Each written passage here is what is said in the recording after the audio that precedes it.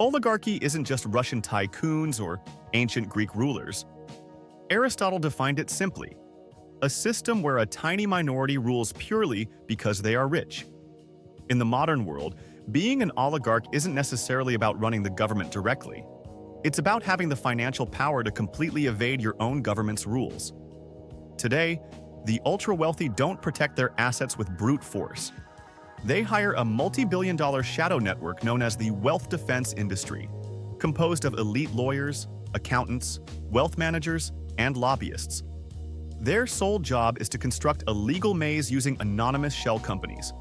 This completely detaches the asset from the owner on paper. You can see the money, but the billionaire technically owns nothing. Right now, between $10 and $15 trillion is sitting completely invisible offshore.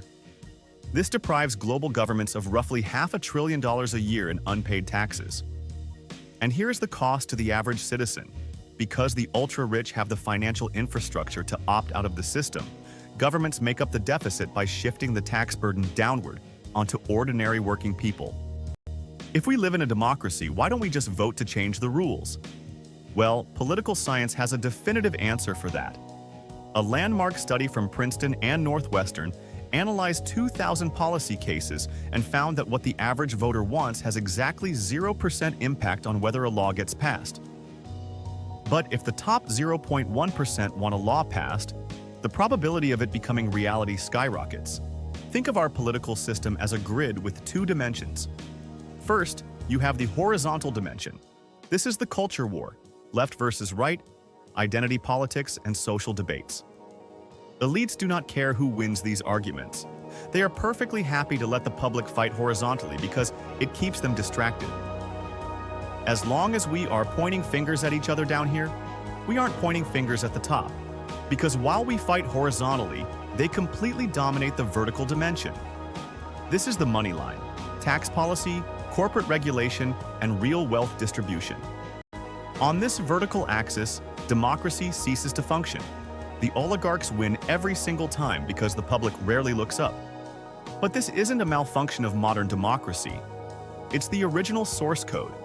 If you look at the 1787 Constitutional Convention transcripts, the Founding Fathers openly feared what they called an excess of democracy. James Madison explicitly warned that if regular working people got too much voting power, the majority would inevitably unite to redistribute the wealth of the rich.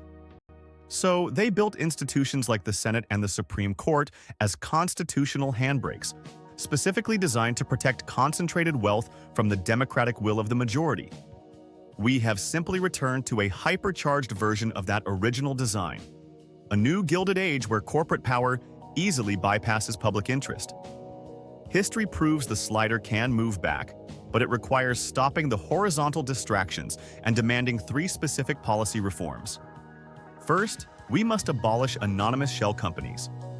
We need absolute public transparency on who actually owns hidden corporate assets and real estate. Second, we must weaponize financial regulators.